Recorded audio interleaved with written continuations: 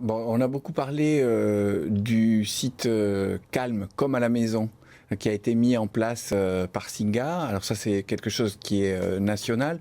Bon, chez nous, j'ai appelé la principale association qui s'occupe de l'accueil des réfugiés et des migrants à Nice. Ils ont eu une dizaine de familles qui se sont manifestées pour héberger des gens.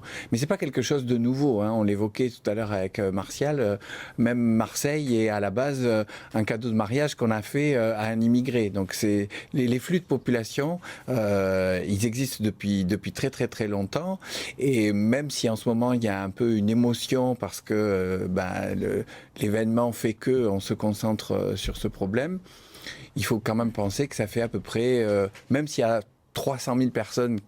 Imaginons qu'il y ait 300 000 personnes qui viennent cette année en France, ça ferait 0,1%, même pas 0,1% de la population. C'est des choses qui... Bon. Alors, il y a eu des morts, là, ce week-end, en Méditerranée. C'est quand même un phénomène Et il y en a, malheureusement, grave depuis ici. des années. Moi, il y a 2 ans, j'ai fait le parcours de vie d'Hubert Jourdan, hein, qui s'occupe de ces problèmes-là. C'était déjà le cas. Simplement, l'attention n'était pas autant attirée. Par contre, c'est vrai qu'il n'y a pas d'approche durable du problème. Hein. C'est ce qu'essaye de faire Singa. Ils essayent de lier des contacts avec les gens et vraiment de leur transmettre la culture française pour qu'au bout de 2 ans, lorsqu'ils ont un statut de réfugié, ils soient dans la société française comme vous et moi. Mais c'est pour des réfugiés qui ont déjà le statut. C'est réservé à ceux-là. Oui, tout à fait. C'est ce que je sais. Non, ils prennent en charge justement au moment où le dossier a été déposé. Mais entre le moment où le dossier est déposé et le moment où la personne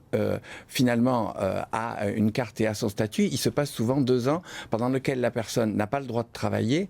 Et donc quelque part, ça alimente aussi parfois des réseaux de travail au noir, mais c'est quelque chose qui est aussi malheureusement nécessaire à l'économie française. Souvent, on n'en parle pas.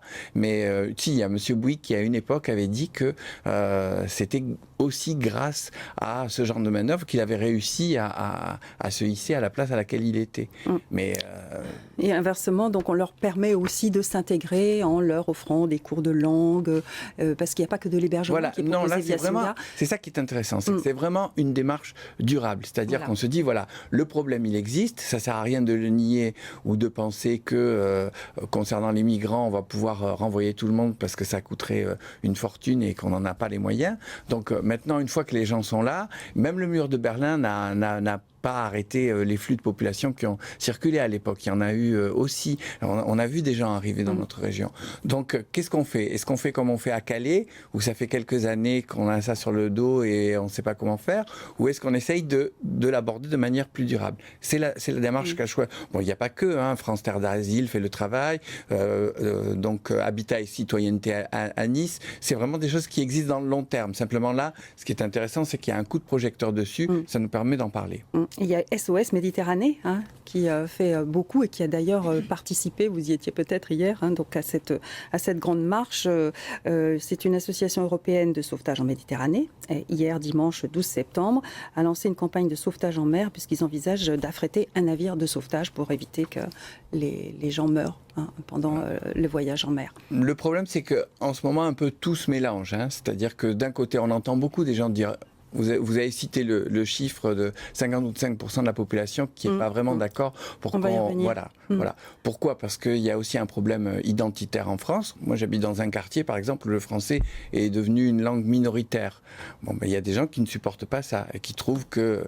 Et c'est très difficile pour les politiques, d'un côté, de dire, on va essayer d'analyser froidement les choses, alors que à côté de ça, tout le monde est un peu à cran et on a tendance à faire un peu l'amalgame entre le problème d'identité qui est pas réglé et qui fait que des Français qui sont là depuis longtemps n'ont pas véritablement adopté la culture française telle que certaines personnes l'imaginent, mais en même temps, il ne faut pas rêver. On ne reviendra pas à la Provence de Pagnol, la mondialisation est passée par là et il est évident que si on voulait... on va voir les films de Pagnol. On a restauré cet été, il y a eu une belle projection sur le Vieux-Port, tout le monde était très content, mais il ne faut pas rêver, on n'a pas non plus envie de vivre dans cet univers-là. Alors justement, on va aller un petit peu en arrière, dans les années 80, à l'école Frévalon à Marseille. Une expérience pilote d'intégration d'enfants d'immigrés avait été menée par l'Académie. C'était il y a 35 ans et on apprenait aux enfants à chanter en italien et en arabe. Alors, regardez.